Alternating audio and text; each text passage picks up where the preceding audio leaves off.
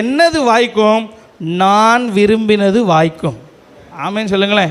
யார் விரும்பினது?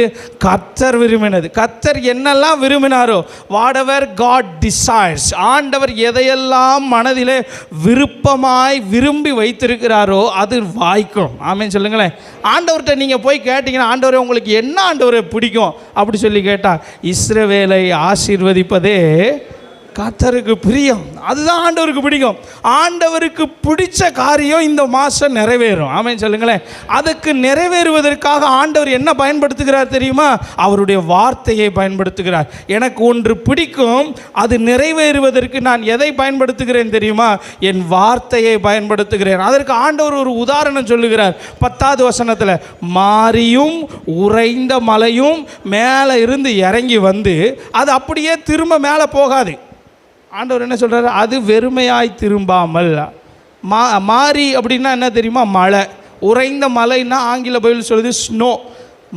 ரெயினும் ஸ்னோவும் திரும்ப வானத்துக்கு போகுமா அப்படின்னா சயின்ஸ் படித்த பிள்ளைங்க சொல்லுவாங்க, ஆமாம் போகும், நீர் ஆவியாகி திரும்ப போகும் அப்படின்னு சொல்லுவாங்க. ஆனால் பைபிள் சொல்லுது அது திரும்ப போகாது.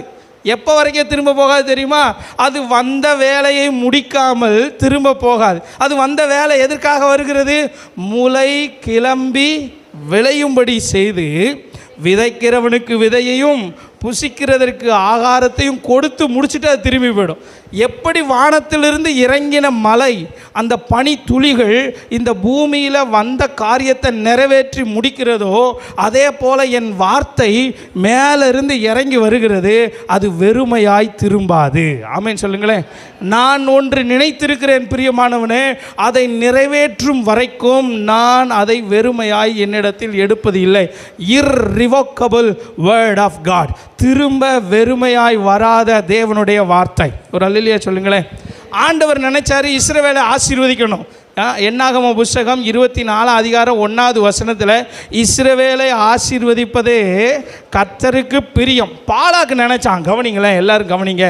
பாலாக்கு நினைச்சான், இந்த ஜனங்களை சபிச்சிருங்களேன், இந்த ஜனங்கள் சாபத்தை பெற்றுக்கொள்ளட்டும், இந்த ஜனங்கள் இயேசுவை தேடி போகிறாங்க, இவர்கள் இனிமேல் இந்த உலகத்தில் இருக்கக்கூடாது அப்படின்னு சொல்லி சபிக்க நினைச்சான். ஆபிரகாம் அணுகிற ஒரு இடத்துல உட்காரு சபிக்கணும்னு நினச்சான். ஆனால் ஆண்டவர் சொல்கிறாரு, எனக்கு என்ன ஆசைன்னா இஸ்ரவேலை ஆசீர்வதிப்பதே ஆசை. இந்த பாலாக்கு பீலையாமல் ஒரு இடத்துல பலி செலுத்த சொல்லுகிறான், அங்கேயும் இஸ்ரவேலை ஆசீர்வதிக்கிறான். இங்கே வேண்டாம், இந்த இடத்துக்கு போ, இங்கேயும் பலி செலுத்துகிறான், அங்கேயும் இஸ்ரவேலை ஆசீர்வதிக்கிறான். அடுத்த வசனம் சொல்கிறது, பிஸ்காவின் கொடுமுடிக்கு இருக்கிறதுலே டாப் மோஸ்ட் பிளேஸுக்கு கொண்டு போய் பலி செலுத்தி இங்கேருந்து எப்படியாச்சும் சபிச்சிரு அப்படின்னு சொன்னால் வசனம் சொல்லுகிறது. என்னாகம புஸ்தகம் 23ஆம் அதிகாரம் 19வது வசனம் சொல்லுகிறது, பொய் சொல்ல அவர் ஒரு மனிதன் அல்ல. ரெண்டாவது நான் சொல்லுகிற காரியத்தை கவனிங்கள். ஒரு வார்த்தையை ஆண்டவர் சொல்லிட்டார்னா சொன்னதை திரும்ப அப்படியே எடுக்க மாட்டார். ஆமென் சொல்லுங்களேன். நான் ஒன்று சொல்லிவிட்டேன், இர்ரிவோக்கபிள் வேர்ட், அது திரும்ப என்னிடத்திற்கு வெறுமையாய் வராது. நான் நினைத்த காரியத்தை முடித்து விட்டு தான் திரும்ப வரும். ஆமென் சொல்லுங்களேன்.